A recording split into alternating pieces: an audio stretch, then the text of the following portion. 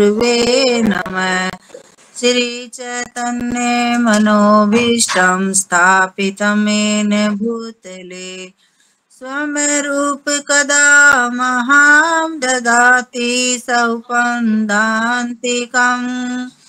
वन्देऽहं श्रीगुरो श्रीयुतपदे कमलम् श्रीगुरून् वैष्णवांश्च श्रीरूपं सागरजातं सहगण रघुनाथवान्तिम्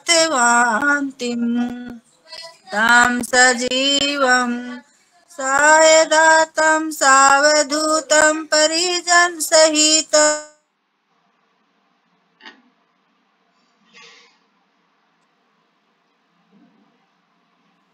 सावधूतं परिजनसहितं कृष्ण चैतन्य देवं श्रीराधा कृष्ण पादान सहगण ललिता श्री विशाखान्वांश्च हे कृष्ण करुणा सिंधो दीनबंधो जगतपते गोपेश गोपिका कांते राधा कांते नमस्तुते तप्त कांचन गौरांगी राधे वृंदावनेश्वरी वृषभानुसुते देवी प्रणमामि हरिप्रिये वाञ्छाकल्पतरु कृपावैश्च कृपा सिन्धुभैव च पतितानां पावनोऽभ्यो वैष्णवोऽभ्यो नमो नमः। श्रीकृष्ण चैतन्य प्रभु नित्यानंद श्री अद्वैत गदाधर श्रीवासादि गौर भक्त वृंद हरे कृष्णा कृष्ण कृष्णा हरे हरे हरे राम राम राम हरे हरे।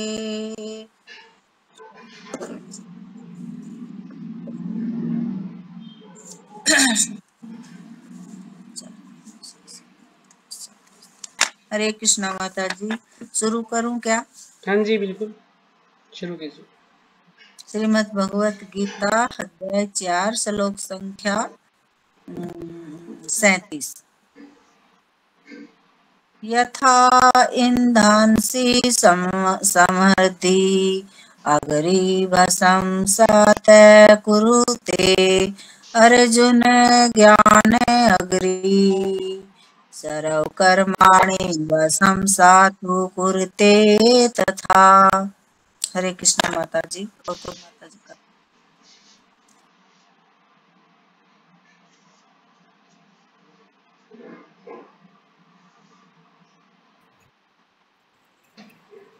हरे कृष्ण माता जी, धन्यवाद, प्रणाम।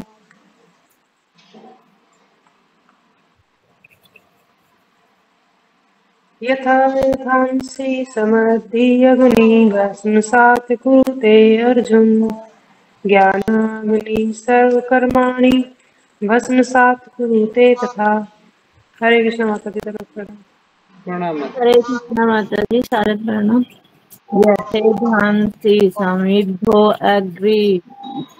अग्निगर्भ सात कुरुते अर्जुन ज्ञानाग्नि कर्माणि भस्म सात कुरुते तथा।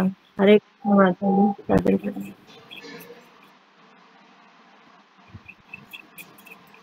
हो गया सबका?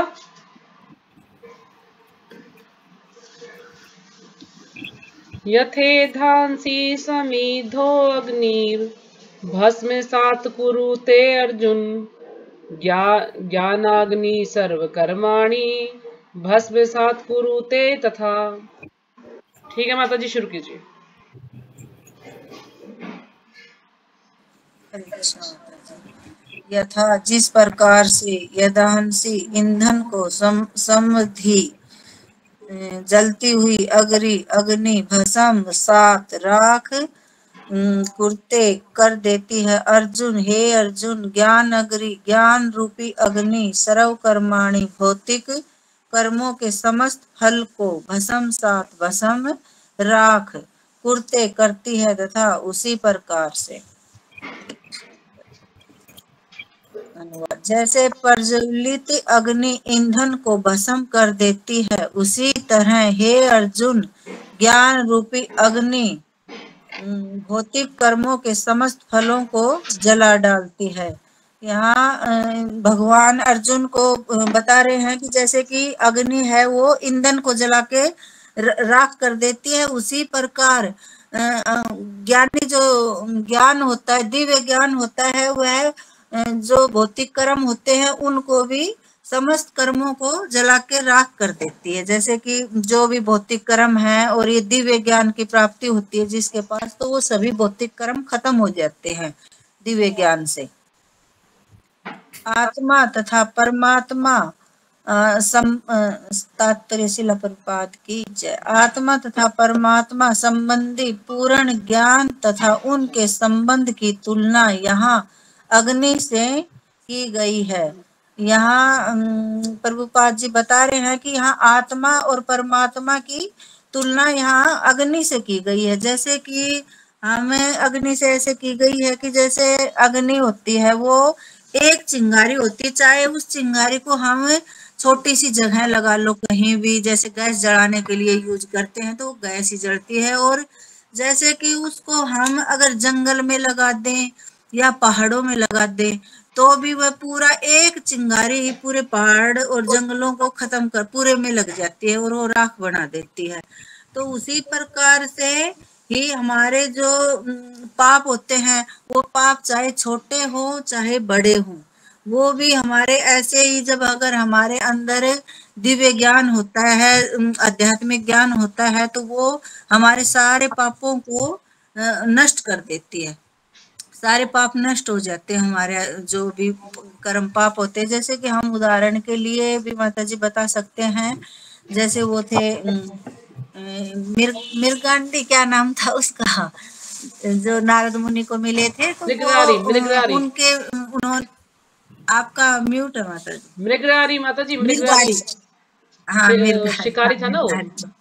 हाँ। तो वो जैसे कि वो जानवरों को अधमरा करता था, शिकार करता था, लेकिन मारना तो चलो शिकारी का काम होता है, लेकिन वो अधमरा करता था और मान लो अपने परिवार के लिए भी उनको मारता था।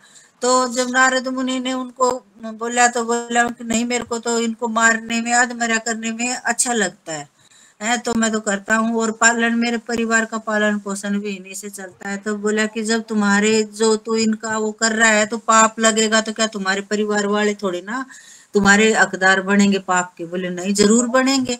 तो बोले चल मैं यही हूँ और तू जाके पूछ के आ। तो वो जाके अपनी पत्नी से, बेटों से, सभी से पूछता है, तो सभी ने मना कर दिया कि भाई हम क्यों बनेंगे तुम्हारे पाप के भागीदारी, तुम्हारा काम है कि तुम्हें हमें कमा के देना।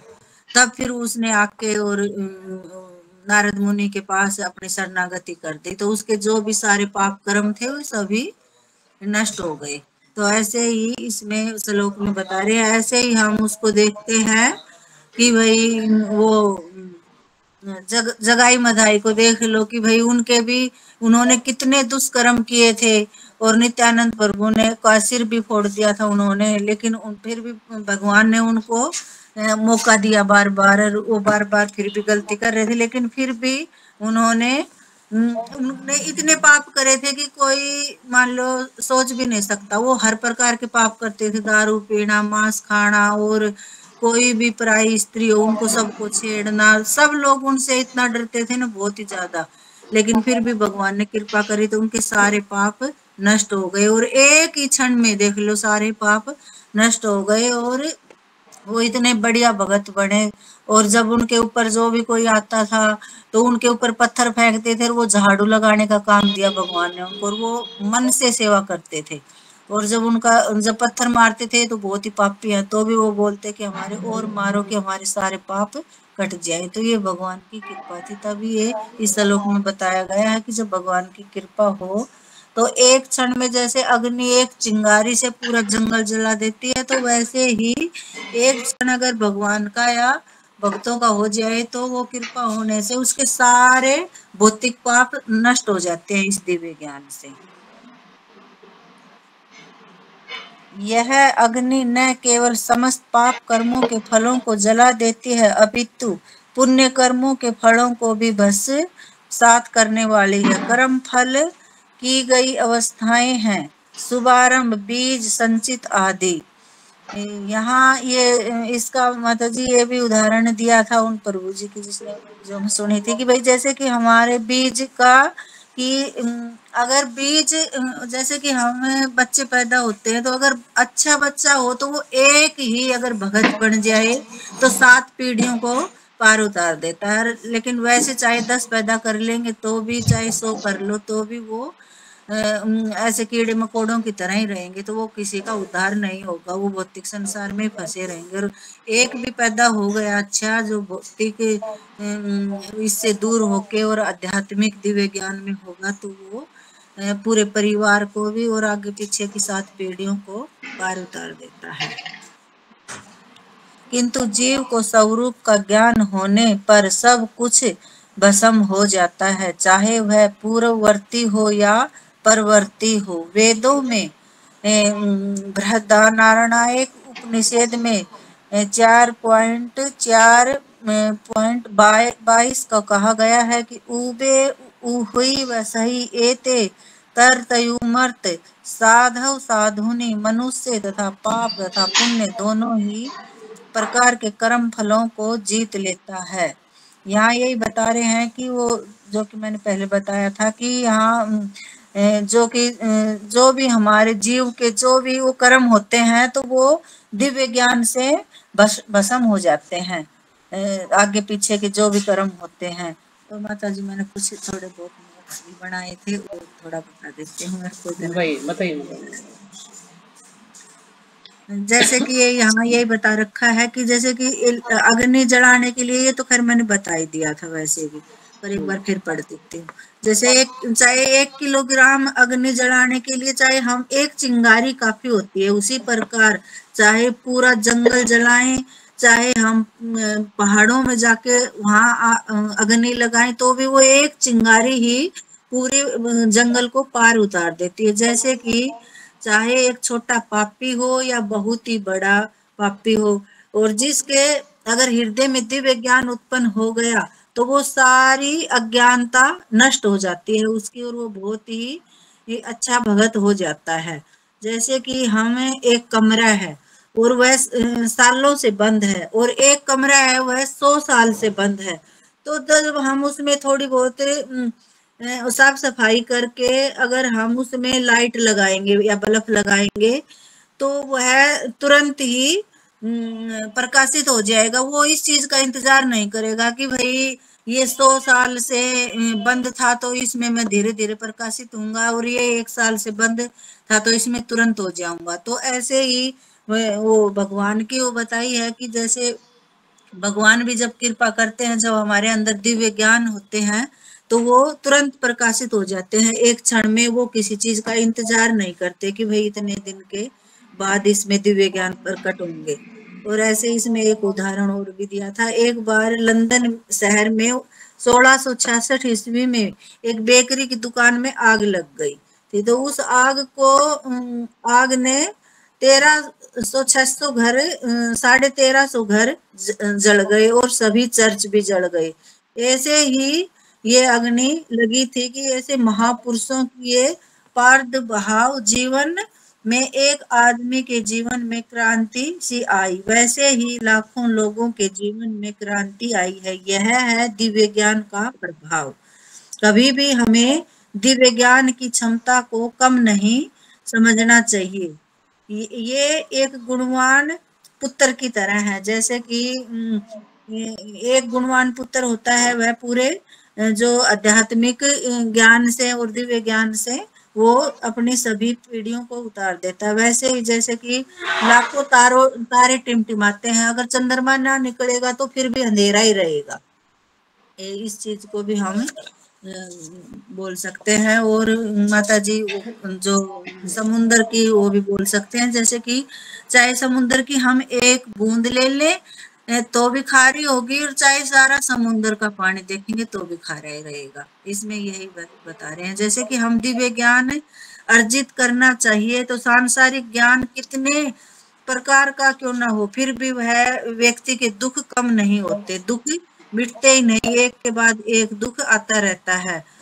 जैसे कि माता जी, ये मैं मेरे मान लो मेरे अपने आप सोच के बता रही हूँ, जैसे कि बता देते हैं ना कि जैसे जो लोग इंस्टाग्राम, फेसबुक और ये चलाते हैं, तो एक बार मैंने एक ये वीडियो छोटी सी सुनी थी शॉर्ट्स की कि कष्ट तो हर इंसान की जिंदगी में होते हैं। हम सोचते हैं कि हम वो फोटो देख के सोचेंगे कि भाई ये आदमी तो, ये तो बहुत सुखी है, तू ही दुखी है, देख कितनी अच्छी अच्छी फोटो डाल रखी है अपने बच्चों के साथ, अपने पति के साथ और परिवार वालों के साथ। लेकिन बोले वो सुख क्या पता 24 घंटे में एक क्षण के लिए आया हो, या 48 घंटों में आया हो, या 6 महीनों में आया हो, 1 महीनों में, तो उस एक क्षण में ही वो 2-4 घंटों में अपनी सारी फोटो शूट कर लेते हैं और सारी फेसबुक पे, इंस्टाग्राम पे छोड़ देते हैं। तो हम उनको देख के सोचते हैं कि ये तो सुखी है और मैं दुखी हूँ। लेकिन इस संसार में सुखी कोई भी नहीं है, भौतिक संसार में, तभी इसको दुखालय ही कहा गया है। और माता जी इसका मेन वो है कि भाई इसमें ये दिव्य ज्ञान का ही दिया गया है। जब हम दिव्य ज्ञान अगर अर्जित कर लेंगे तो हमारा जीवन सफल हो जाता है। और ज्ञान क्या है, ज्ञान का यही मतलब है, ज्ञान शरीर नहीं, हम एक आत्मा है, और ये आत्मा शरीर से अलग आत्मा हूँ मैं, और मैं भगवान का दास हूँ और भगवान का सेवक हूँ। तो हमें हमेशा भगवान का सेवक और दास ही बन के रहना चाहिए, इससे ऊपर हमें नहीं समझना चाहिए कि हम तो पता नहीं क्या है। हमेशा हमें दास बन के रहना चाहिए। हरे कृष्णा माता जी, मेरे को इतना समझ में आया, आगे आप समझा देना। बहुत अच्छा माता जी, बहुत अच्छा। अगला श्लोक भी करेंगे? हाँ माता जी, ठीक है जी, कीजिए। श्रीमद् भगवत गीता यथारूप अध्याय 4 श्लोक संख्या 38। न हि ज्ञानेन सदर्शम पवित्रमहि विदते तस्य स्वं योग सांसिध कालेन आत्मनि विदन्ति। हरे कृष्णा माता जी नमः प्रणाम। अध्याय संख्या 4 दिव्य ज्ञान श्लोक संख्या 38। नाहि ज्ञानं सदृश पवित्र माहि विद्यते तस्य स्वयं योग संसिद्धि काले न आत्मनि विनदति। हरे कृष्णा माता जी नमः प्रणाम। हरे हरे कृष्णा माता कृष्णा। जी। जी हरे माता जी कृष्ण। थोड़ा न हि ज्ञानेन सदृशं पवित्रमिहि विद्यते तत्स्वं योग संसन्धि कालनामात्मनि विन्दति। हरे कृष्ण माता जी। जी हरे कृष्ण। सादर प्रणाम। हरे कृष्णा माता जी दंडवत जी हरे प्रणाम। कृष्ण। न हि ज्ञानं सदृशं पवित्रमिह विदते तत्स्वं योग संसीदत कालेनात्मनि विदन्ति। हरे कृष्णा माता जी दंडवत जी प्रणाम। हरे कृष्ण। हो हरे गया कृष्ण सबका? माता जी हाँ जी दंडवत हरे प्रणाम। कृष्ण, पढ़िए। प्रणाम माता जी। न हि ज्ञानं सदस्य पवित्रमिह विदते तत्सवये योगः कालेनात्मनि विनदति। हरे कृष्णा माता जी। हरे कृष्ण। न हि ज्ञानेन सदृशं पवित्रमिह विद्यते तत् स्वयं योग संसिदः कालेनात्मनि विन्दति। ठीक है, शुरू कीजिए माता जी। हरे कृष्ण माता जी। न कुछ भी नहीं, ही निश्चय ही, ज्ञानेन ज्ञान से, सदर्शम तुलना में, पवित्रम पवित्र ही इस संसार में, विद्यते हैं तत् उस, स्वयं अपने आप, योग भक्ति में, संसिध परिपक्व होने पर, कालेन यथा समय, आत्मनि अपने आप में, अंतर में, विन्दति आस्वादन करता है। अनुवाद। इस संसार में दिव्य ज्ञान के समान कुछ भी उदात्त तथा शुद्ध नहीं है। ऐसा ज्ञान समस्त योग का परिपक्व फल है। जो व्यक्ति भक्ति में सिद्ध हो जाता है वह यथा समय अपने अंतर में इस ज्ञान का आस्वादन करता है। यहाँ यही बता रहे हैं कि जैसे कि जो संसार में दिव्य ज्ञान के समान और कुछ भी शुद्ध नहीं है, सब कुछ ऐसा ही है, लेकिन दिव्य ज्ञान ही ऐसा है जिसके अंदर दिव्य ज्ञान प्रकट हो गया ना, तो वह आदमी कभी दुखी नहीं हो सकता, वो हमेशा सुखी रहेगा और अपने अंदर भी सुख का ही आस्वादन करता रहेगा हमेशा। और ये परिपक्व फल है कि जैसे कि ये ही एक पका हुआ फल है और ऐसा मीठा फल है ना कि हम इसको कहीं से भी खाएंगे तो मिठास ही देगा, कष्ट नहीं, वह कड़वा नहीं होगा। और जैसे कि प्रभु जी बताते हैं हमेशा कि जैसे कि जो भगवत गीता है वह चाहे हम आम का भी, आम जैसे होता है उसको चाहे इधर से खा लो चाहे उधर से खा लो, वो मीठा एक जैसा ही स्वाद होता है, लेकिन फिर भी उसमें तो छिलका और गुठली होती है। लेकिन भगवत गीता का ऐसा स्वाद है ना कि वो कहीं से भी चखेंगे तो ना गुठली है और ना ही उसमें छिलका है, स्वाद ही स्वाद है, उसमें मिठास ही मिठास भरा। हरे कृष्ण माता जी। तात्पर्य शिला प्रभुपाद की जय। जब हम दिव्य ज्ञान की बात करते हैं तो हमारा प्रयोजन आध्यात्मिक ज्ञान से होता है। निसंदेह दिव्य ज्ञान के समान कुछ भी उदात्त तथा शुद्ध नहीं है। अज्ञान ही हमारे बंधन का कारण है और ज्ञान हमारी मुक्ति का। यह ज्ञान भक्ति का परिपक्व फल है। जब कोई दिव्य ज्ञान की अवस्था प्राप्त कर लेता है तो उसे अन्यंतर शांति खोजने की आवश्यकता नहीं रहती, क्योंकि वह मन ही मन शांति का आनंद लेता रहता है। दूसरे शब्दों में ज्ञान तथा शांति पर्यवसान कृष्ण भावना अमृत में होता है। भगवत गीता के संदेश की यही चरम परिणति है। यहाँ भगवान यही शिला प्रभुपाद जी यही बता रहे हैं कि भगवत गीता का ही एक आध्यात्मिक ज्ञान ऐसा है कि जो कि हमें दिव्य ज्ञान के समान शुद्ध है और हमारी अज्ञानता को ये नष्ट करता है और ये धीरे धीरे हमारे अंदर जाता है और ये परिपक्व की तरह होता है। और ये कृष्ण भावना भावित बनाने को हमारा मानो सहायता करेगा। और ये भगवत गीता का संदेश यही चरम सीमा पर परिणति है इसकी। इसका मतलब चलो मैं थोड़ा सा बताती हूँ, थोड़ा सा नोट्स जैसे कि इसको यही बता रहे हैं, जैसे कि आप बाहर से आए हो और सारे धूल मिट्टी के सने हुए हो तो आप स्नान करके थोड़ी देर के लिए तो शुद्ध हो जाएंगे, शुद्धता के ऊपर ही बताया है। तो वो हम थोड़ी देर के लिए तो वो भी हमारा शरीर शुद्ध होगा, लेकिन हम अंदर से तो वैसे ही रहेंगे। और जो बाहर से जो दिव्य ज्ञान में वो है, लेकिन हमारा थोड़ा सा भी अगर अपमान कर दिया किसी ने तो हम पूरी तरह वो हो जाएंगे कि इसने ऐसे बोल कैसे दिया मेरे को, ऐसे कैसे बोल दिया। तो वो हमारी बाहर की शुद्धता होती है और एक अंदर की शुद्धता होती है। अंदर का दिव्य ज्ञान होता है, उसे ना तो साबुन सर्फ की जरूरत है, वो तो एक आत्मा की शुद्धता ही होती है जैसे कि दिव्य ज्ञान होता है।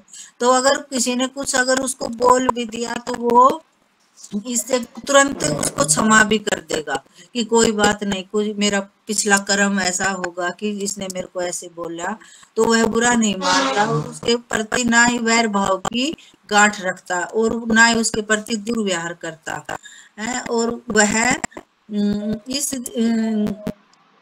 इस मलिनता को तुरंत समाप्त कर देता है। और वह दिव्य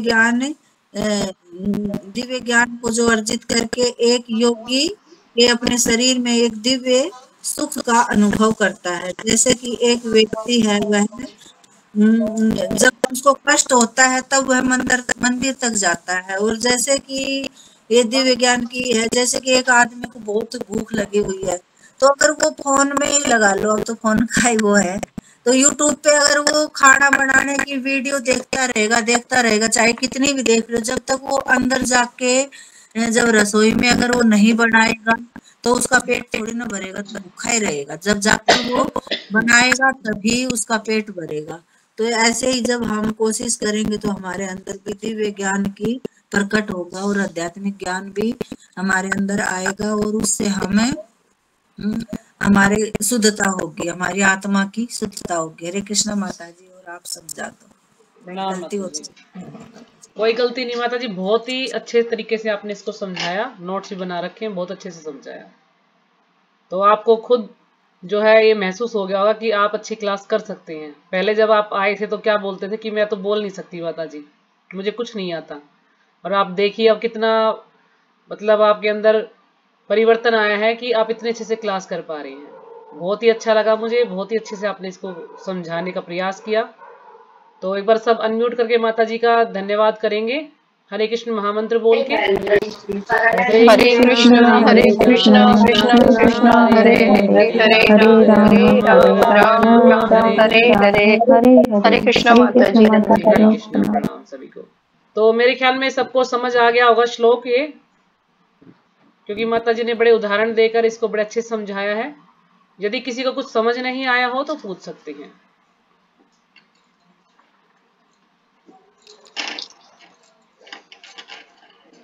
तो जैसे ये श्लोक है 37वां श्लोक था आज का, कि जैसे प्रज्वलित अग्नि ईंधन को भस्म कर देती है, उसी तरह हे अर्जुन ज्ञान रूपी अग्नि भौतिक कर्मों के समस्त फलों को जला डालती है। जिस प्रकार से अग्नि में हम कुछ भी डालते हैं, ईंधन या लकड़ी डालें या हम उपले डालें, कुछ भी उसमें डालें तो वो उसको जलाकर भस्म कर देती है, बिल्कुल राख बन जाती है उसकी।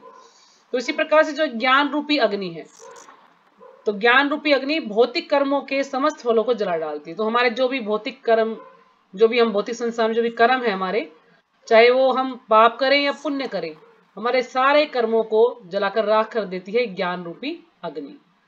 ज्ञान रूपी अग्नि, जब हमें भगवान के बारे में ज्ञान हो जाता है, भगवान से हमारा क्या संबंध है इसका हमें पता चल जाता है, हमें वास्तविक ज्ञान होता है, तो फिर हमारे जितने भी पाप पुण्य है सब जलकर भस्म हो जाते हैं।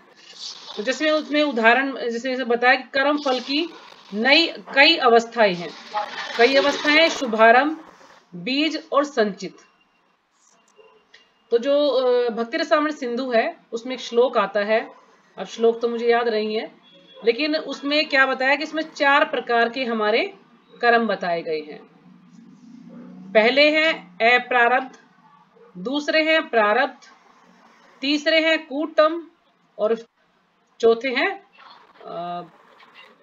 अप्रारब्ध, कूट और बीज या संचित, कुछ ऐसा उसमें। तो 4 चीजें उसमें बता रखी हैं।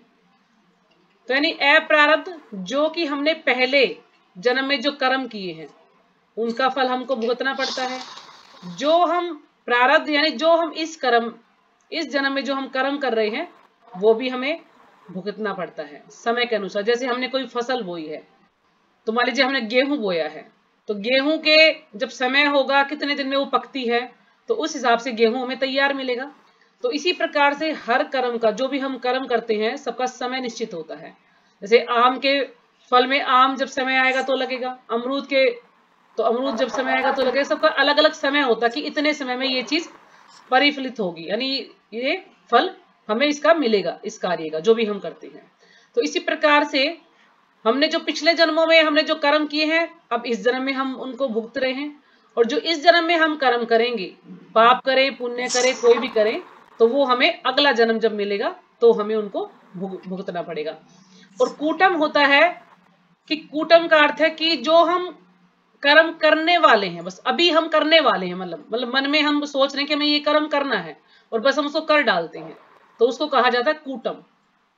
और बीज यानी हमारे अंदर, जैसे हम जो धरती माँ है उसके अंदर कोई भी बीज डालते हैं तो थोड़े दिन में वो पौधा बन जाता है। यानी जो बीज हैं वो उसके अंदर संचित होते हैं, धरती माता के अंदर बीज संचित होते हैं। जब समय आता है तो वो परिफलित होते हैं, उनका फल मिलता है।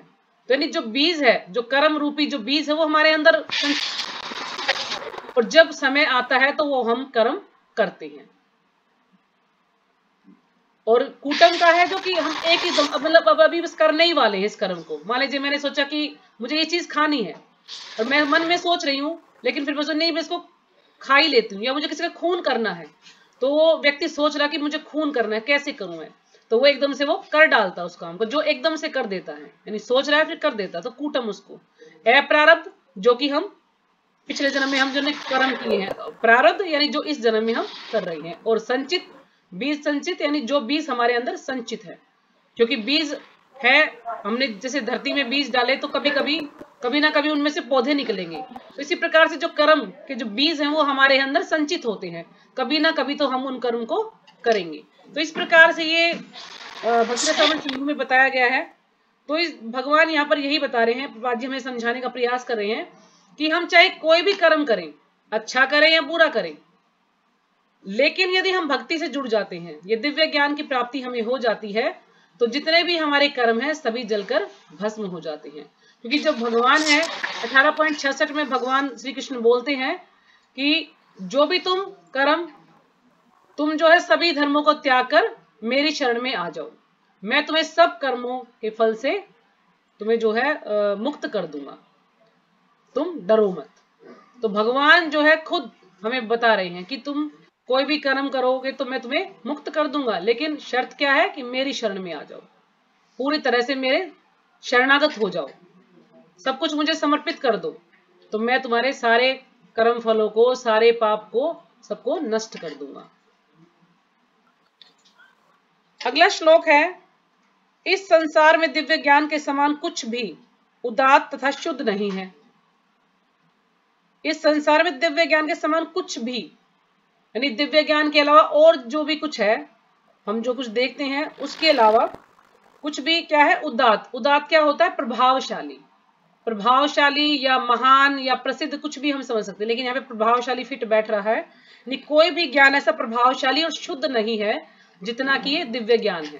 दिव्य ज्ञान है भगवान के बारे में जानना, भगवान के साथ अपने संबंध को जानना, तो ये जो है दिव्य ज्ञान है। इसके आगे कुछ भी प्रभावशाली और शुद्ध नहीं है, सब जो है इससे नीचे ही है। मतलब भगवान का जो ज्ञान है दिव्य ज्ञान, वो सबसे सर्वोपरि है। ऐसा ज्ञान समस्त योग का परिपक्व फल है। जो ये ज्ञान है ये परिपक्व फल, बिल्कुल पका हुआ फल है। जैसे कि आम का उदाहरण दिया जाता है कि आम जो है बिल्कुल जैसे पका हुआ आम है, उसमें से रस ही रस निकल रहा है।